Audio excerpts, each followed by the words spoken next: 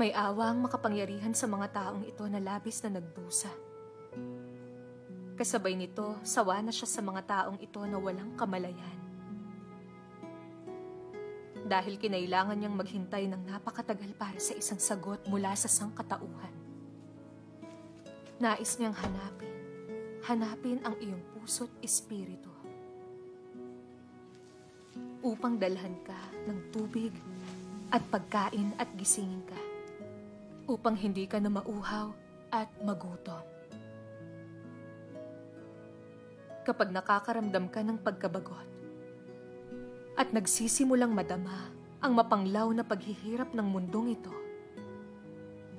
huwag kang mawalan ng pag-asa, huwag kang umiyak. Yayakapin ka ng makapangyarihang Diyos, ang tagamasid sa iyong pagdating anumang oras. Ang gaganda ng mga salitang yan, ah. Oo. Gumagaan ang puso ko pag binabasa ko. Alam mo, pag may oras ka, magbasa ka ng mga salita ng Diyos, sabay tayong manalig. Ha? Nakatoon lang tayo noon sa pagkita ng pera at walang kabuluhan ng mga buhay natin. Ngayon, sa pagbasa ko ng salita ng Diyos, parang nauunawaan ko ang ilang bagay sa buhay. At may kagalakan at kapayapaan sa puso ko. Mingi, masarap manalig sa Diyos. Para din mama-atlay sa post office. Sige. Hi. Ang aga niyo, Mr. Guo. Hi. Ruli, ang aga mo, Maaga ka rin. Narinig niyo ba ang balita? Anong balita? Balita ko. Pupunta na si boss at ang pamilya niya sa Amerika. Paano itong restaurant? Isasara na ba? Hindi ko alam. Saka na tayo mag-usap, magtrabaho muna tayo.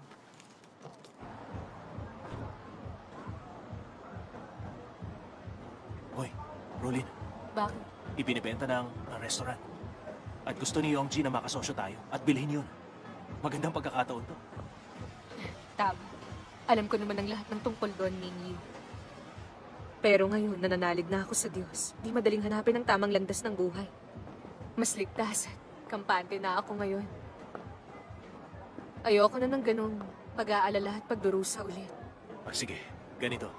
Ako nang bahala sa pag-aalala. Di maapektuhan ang pananalig mo. Isa pa, ng ibang bansa tayo para kumita ng pera, hindi ba? Sige na, nakwenta ko na ang lahat. Ang restaurant ay magpapasok ng mahigit 100,000 yuan bawat buwan. Bihirang pagkakataon to. Baka hindi na tayo magkaroon pa.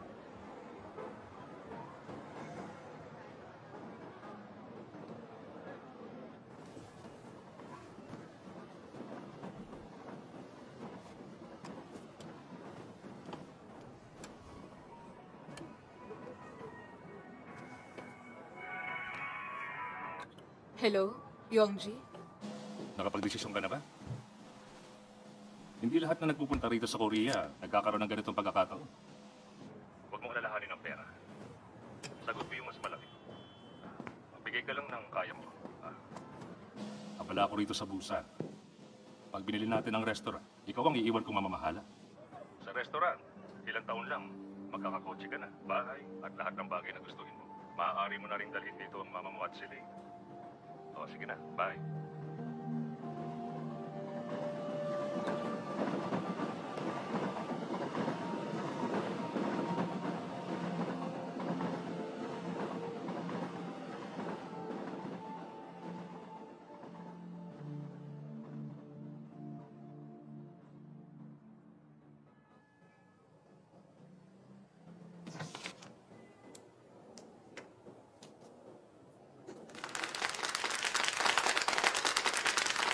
Magsikap tayo at magtrabaho mabuti. Alam nyo naman, ang pagsisikap natin ngayon ay para makabuo ng magandang bukas. Tama. Oo. Tulad nga ng lagi kong sinasabi, kailangan ng tao Tingnan na... ang pangarap. Huwag lang natin tignan kung anong nasa ating harap. Tinutunan nyo lahat. Ngayon naman, ang bago nating proyekto ay maglunsad ng bagong menu.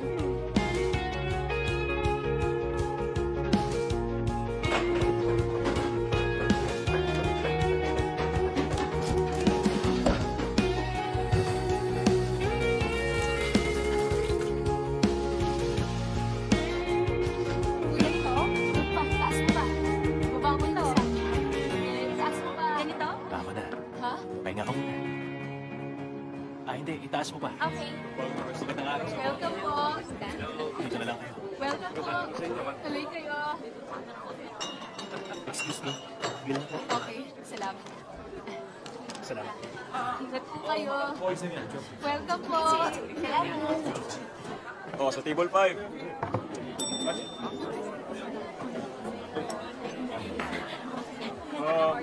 Pwede yung tubig. Sige, salamat. Have a nice day po.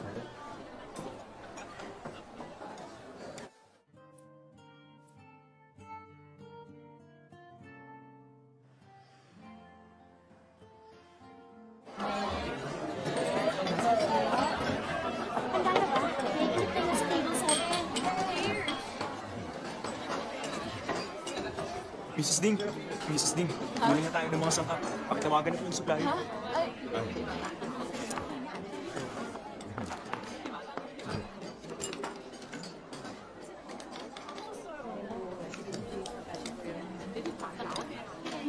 sarap nito. Magandang hapon po. Halika.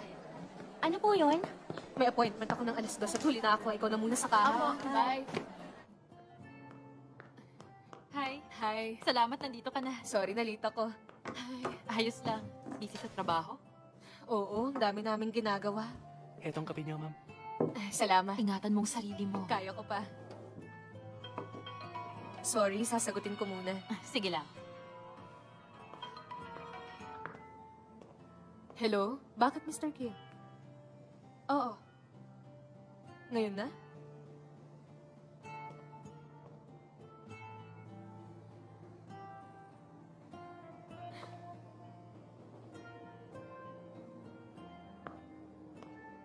Tapos na?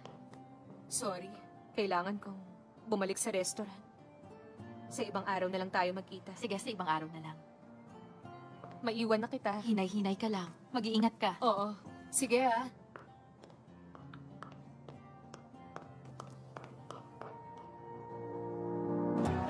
Special ticket.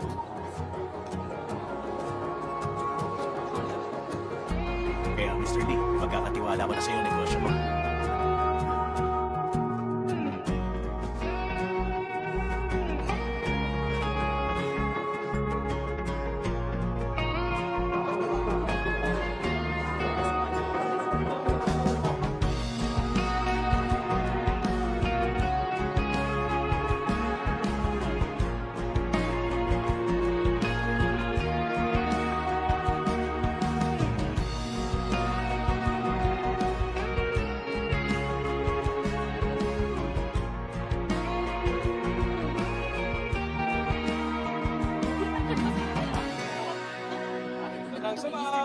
Masarap na recipe. Kain na tayo. Gusto ko matutunan ako madali lang. May sasabihin muna ako. Ang malaking tagumpay ng restaurant na tinatamasa natin ngayon ay hindi natin matitikman kung wala ang pagsisikap nyo. Salamat sa inyo. Salamat, Mrs. Ding. Salamat, Mrs. Heto Ding. yun. Mas magkasika pa po Libay. ako. Salamat po. Salamat sa Mrs. Ding. Mr. Guo. Maraming salamat. Salamat sa inyo. Mrs. Ding, mauso kayo. Salamat. Masarap. Kain na po. Mrs. Ding, toast para sa inyo. Salamat. Sarap, di ba? Sinabi. Kumain tayo. Magpakabusog tayong lahat. Ito sa buhay. Tikman niyo. Ano nangyari?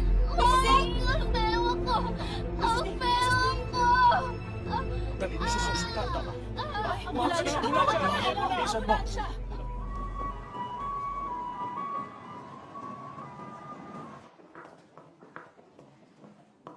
Ang lumbar disc sa spine ng asawa mo ay masyadong nakabukol at umiipit sa nerve. Dahil dito, namamanhid ang mga binti niya at imposible siyang makalakad ngayon. Kung hindi natin gagamutin agad ang kanyang kondisyon, nanganganib ang asawa mo na maparalisa ng matagal. Ipinapayo naming operahan siya sa lalong madaling panahon. Doktor, may panganib bang operasyon na gagawin sa kanya? May iba pa ba tayong maaaring gawin?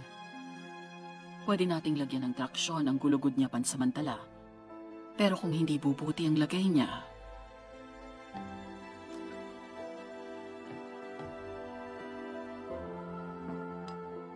Eto, kailangan mong kumain. Sige na. Huwag ka masyadong mag-isip. May sakit ka at kailangan mong magamot.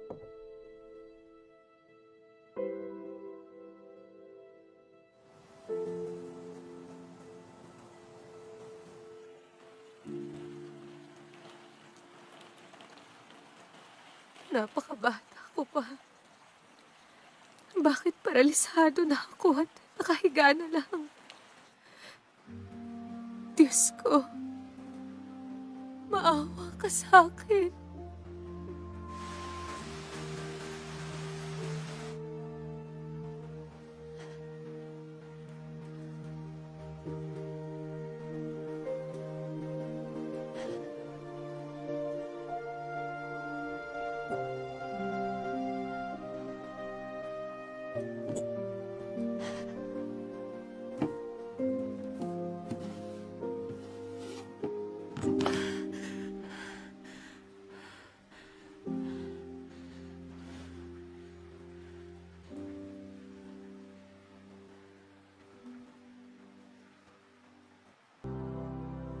Maganda ang mga resulta ng traksyon mo sa mga huling araw. Magpahinga ka na muna ngayon. Maraming salamat. Walang anuman. Kumusta ka na? Magandang umaga po. Magandang umaga rin. Mingi, Aba, Jishin. Buti dumalaw ka. Rulin. Rolin.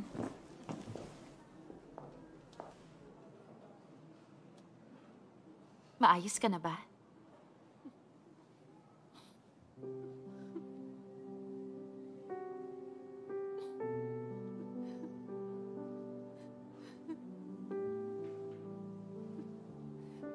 Nung ibinahagi mo sa akin ang ebanghelyo, napakaganda ng tunog at gusto kong manalig sa Diyos.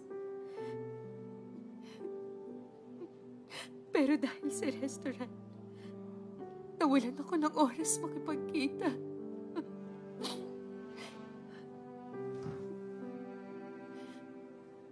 Puro trabaho lang ako. Sa huli naubos ang lakas ko.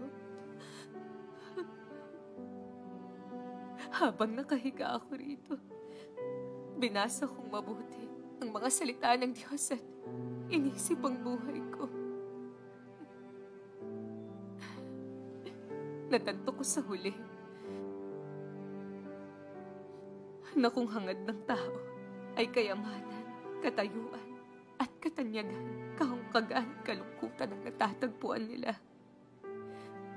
Sa pagsunod lang sa Diyos, makakaramdam ng kapayapaan, kaligtasan, at kasiguruhan. Nauunawaan mo na. Nakakatuwa.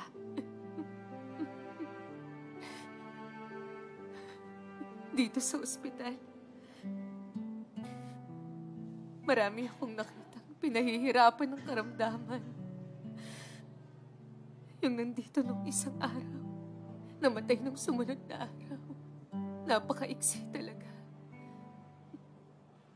Nagbuhay ng tao.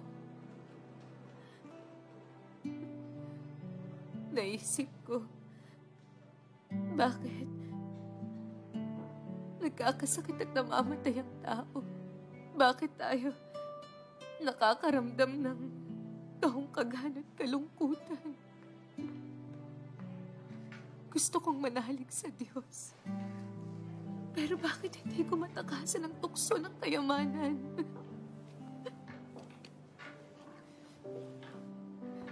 Napakagaan ng buhay mo dahil nanalig ka. At hinahangaan kita. Rulin, kapag nagdurusa tayo sa sakit, ang mapagnilayan ng landas na tinahak natin, ang matuklasan ng kahinaan natin at paghihimagsik at paghahanap ng katotohanan, ay isang magandang bagay. Inililigtas ng Diyos ang tunay na nananalig sa Kanya. Maraming nagsasabing nananalig sila sa Diyos para pagpalain. At kahit na ilang beses silang mabigo o gaano sila magdusa, hindi sila nagnilay. Hindi nila hinangad ang katotohanan at hindi nila naunawaan ang kalooban ng Diyos. Ang ganong mga tao ay walang paraang makamit ang katotohanan bilang buhay. At kahit ilang taon silang manalig, walang saysay ang pagsisikap nila. Pero ikaw, matapos lang ang ilang buwan na makaranas ka ng dagok at kabiguan, nagnilay ka sa sarili at naghangad ng katotohanan. Bihirang mangyari yon. Totoo. Nararanasan ng mga tunay na nananalig ang gawain ng Diyos sa ganitong paraan at lubusang nakakamit ang pag-unawa sa katotohanan at pagkakilala sa Diyos. Sa huli, nalulutas ang lahat ng paghihirap at hindi na nahahadlangan pa ng kayamanan, reputasyon at katayuan. Magbasa tayo ng salita ng Diyos. Sige. Tulungan mo akong maupo. Kaya mo? Oo. Halika. Sige. Sinasabi ng Diyos, saan nagmula ang sakit ng panganganak, kamatayan, karamdaman at pagtanda? Bakit ba nagkaroon ng tao ng mga ganito? Walang mga ganitong bagay ang mga tao. Noong una silang nilikha, meron ba? Kaya saan nagmula ang mga ganitong bagay? Ang karamdaman ng laman, ang mga problema at kahungkagan ng laman, at ang labis na pagkabagabag ng mundo ay dumating matapos pasamain ni Satanas sa mga tao. Matapos ang katiwalian ni Satanas, ang tao ay mas lalong nanghina. Ang mga karamdaman ng tao ay mas lumalim pa. At ang kanilang pagdurusa ay mas tumindi ng tumindi. Mas lalong naramdaman ng tao ang kahungkagan, ang trahedya, at kawalang kakayahang patuloy na mabuhay sa mundo. At mas naramdaman nila ang kawalan ng pag-asa para sa mundo. Kaya, ang pagdurusang ito ay dinala ni Satanas sa tao. At nangyari lang ng pinasamana ni Satanas ang tao at ang laman ng tao ay nanghina. Lahat ng paghihirap ng tao ay direktang nanggagaling sa pagtitiwali ni Satanas.